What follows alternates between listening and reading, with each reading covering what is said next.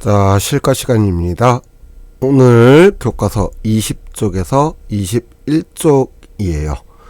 배려와 돌봄의 가정생활입니다.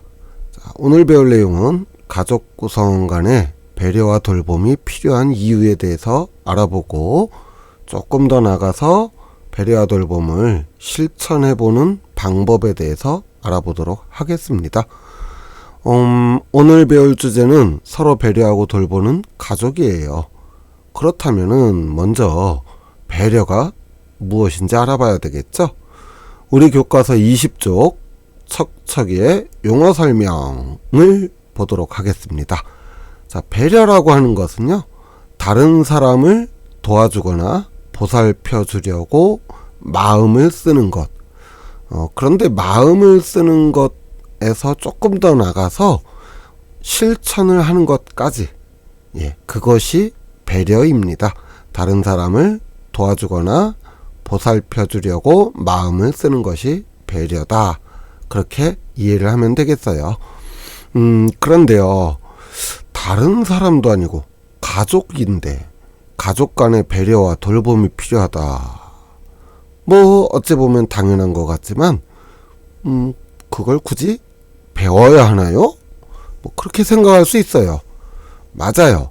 하지만 그 당연한 것이 또 어렵기도 합니다. 왜냐? 가족은 가장 친밀한 관계이고 그러면 안 되는데, 사람은 친밀한 관계일수록 무례해지기 쉬워요. 친밀하다 보니까 편해요. 편하니까 좀 막대해도 되겠지라는 그런 생각들이 좀 있어요. 그렇기 때문에 가족 간에는 배려와 돌봄이 더 필요한 법입니다. 가족은 우리 가장 기본적인 공동체라고 했었어요. 공동체라고 하는 거는 2명 이상의 여러 사람이 모여서 살아가는 사람들을 말하는데요. 가족이라고 해도 여러 명이 함께 있기 때문에 서로의 생각이 다르고 서로가 원하는 것이 다르죠. 그래서 배려가 필요한 것입니다. 특히나 가족의 경우에는 가장 친밀한 관계인 가족이 서로 화목하지 못한다면 불행해질 수밖에 없잖아요. 너무 우울하지 않아요? 따라서 가족 간의 배려와 돌봄은 가족 모두가 함께 성장하는 계기가 될 수 있답니다. 그러니까 가족 간에도 배려와 돌봄이 필요한 이유 충분히 이해했죠? 자, 그렇다면은 어떻게 실천할 수 있을까요? 자, 먼저 갈등이 자주 일어나는 일. 그러니까 뭐 엄마 왜 저래? 아빠는 왜 저래? 우리 형 왜 저래? 우리 동생 왜 저래? 이렇게 갈등이 자주 일어나는 일은 규칙을 정해두는 게 좋아요. 그리고 그 규칙에 따라서 약속을 지키기 위해 서로 노력을 해야겠죠. 무엇보다 내 입장만 생각하지 말고 상대방의 요구와 감정을 존중해주는 태도가 필요합니다. 특히 요구도 그렇지만 상대방의 감정을 존중해주는 태도가 필요해요. 이게 엄마가 화가 날 수밖에 없겠구나. 이거 아빠가 화가 날 수밖에 없겠구나. 지금 형이 기분이 나쁘구나. 오빠가 기분이 안 좋구나. 이런 다른 사람의 감정을 존중해주는 태도가 배려와 돌봄에 있어서는 가장 필요하다고 볼 수 있습니다. 또 가족의 도움이 필요해 보일 때 내가 할 수 있는 일을 찾아서 함께 해결하고 도와주는 게 필요해요. 신발끈이 풀렸다 그러면은 누나가 묶어줄 수 있잖아요. 그리고 가족 구성원에게 돌봄이 필요할 때 너무 어린 아기라든지 또는 아프다든지 또는 할아버지 할머니가 어디가 편찮으시다든지 할 때, 그럴 때 돌봄이 필요하다고 해요. 서로 돌보고 보살피는 것 매우 중요하다고 볼 수 있겠습니다. 자, 이제 교과서 창의실천 팡팡 스스로 활동을 통해 실천을 해보도록 하겠습니다. 자, 오늘의 실천 활동은 가족회의입니다. 가족회의를 해보는 거예요. 그런데 뭐 가족 회의잖아요. 회의라고 해서 딱딱하게 할 필요는 없고요. 조금만 진지하게 대화를 해보는 겁니다.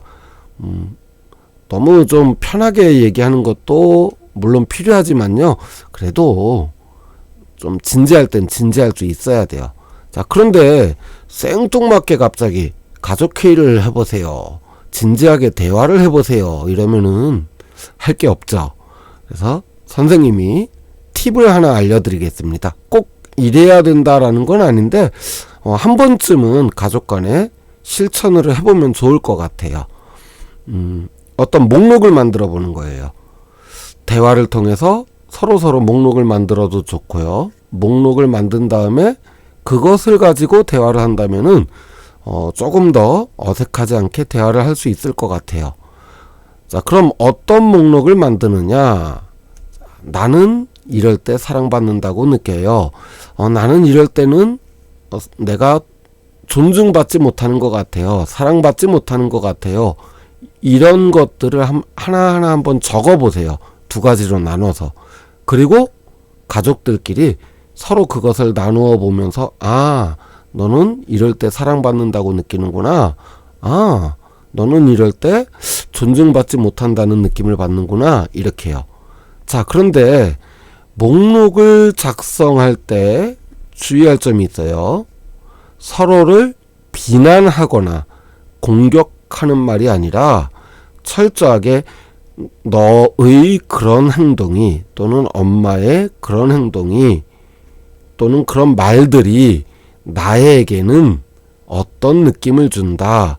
이런 식으로 해야 돼요. 넌 그거 틀린 거야. 너 그렇게 말하면 안 돼. 이런 식으로 대화를 하는 건 안 돼요. 그건 비난밖에 안 돼요. 그러니까 엄마가 스마트폰을 많이 한다고 짜증을 내실 때 엄마 마음은 이해하는데 저는 존중받지 못하는 것 같아요.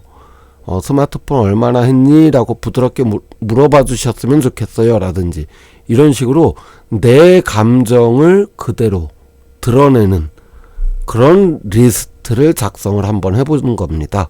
그리고 그 리스트를 가지고 이럴 때 엄마가 엄마로서 존중받지 못한다고 생각을 하는구나. 요럴 때는 아빠가 아빠로서 존중받는다고 느끼는구나. 이런 것들을 서로 나눠보면 같은 가족인데도 공통점도 있겠지만 다른 점들도 발견이 될 거예요. 자, 그렇게 작성이 된 목록을 정리를 하세요. 또 뭐 엄마는 한 10가지 되고 아빠는 한 5가지 되고 나는 2개밖에 안 되고 막 이럴 수 없잖아요. 적절히 가족 모두가 실천할 수 있는 것들을 찾아서 한 2-3개 정도면 좋을 것 같아요. 그렇게 목록을 깨끗하게 작성을 해서 거실이나 잘 보이는 곳에 붙여두고 서로 사랑받는다고 느낄 수 있는, 존중받는다고 느낄 수 있는 말과 행동을 조금씩 실천해 보는 겁니다. 또 반대로 싫어하는 말, 존중받지 못한다고 느끼는 그런 말과 행동들을 줄이려고 애써 보는 거예요. 자, 그렇게 한다면은 사랑이 가득한 가정이 되고 서로 모두가 배려하고 존중하는 가정이 될 수 있겠죠. 자, 이제 교과서 21쪽 대단원 놀이터입니다. 너무 쉬워요. 너무 쉬워서 금방 할 수 있을 것 같습니다. 자, 출발해 볼게요. 좋은 가족관계는 다른 사람과의 관계를 형성하는데 기초가 되지요. 그렇죠. 기초가 된다 그랬죠. 가족 구성원 사이의 인간관계, 그걸 뭐라고 한다고요? 가족관계라고 합니다. 그렇죠. 맞죠? 자, 그 다음에 가족 구성이 다양한 만큼 가정생활에는 공통점이 없습니다? 아니죠. 있지요. 공통점이 있어요. 서로 배려하고 존중하고 기초적인 공동체가 되고 여러 가지 공통점이 있다라고 했습니다. 또한 가족 구성원의 역할은 고정되어 있다. 아니죠. 경우에 따라서는 서로 역할이 바뀌기도 하고 또 서로 돕기도 하고 그것이 가족이다 라고 했죠. 자, 건강한 가정은 가족 구성원의 생각과 요구가 같다. 아니죠. 서로 다를 수 있어요. 아무리 가족이라도 사람은 누구나 생각과 느끼는 감정, 요구 조건이 다를 수 있습니다. 자, 마지막 건강한 가정생활을 위해 서로 배려하고 돌봐야 되겠죠. 자, 그렇게 해서 도착. 어때요? 잘했나요? 너무 쉽지만 우리 서로 실천해 보도록 하겠습니다. 자, 이제 마지막입니다. 핵심 정리. 배려와 돌봄의 필요성은 가족 구성원은 서로 다른 요구와 생각을 가지고 있기 때문에 배려와 돌봄이 필요하다라고 했고요. 배려와 돌봄의 실천 방법, 서로의 감정과 요구를 존중해 주는 거고, 서로 협력하고 도움이 필요할 때 도와주기도 하고요.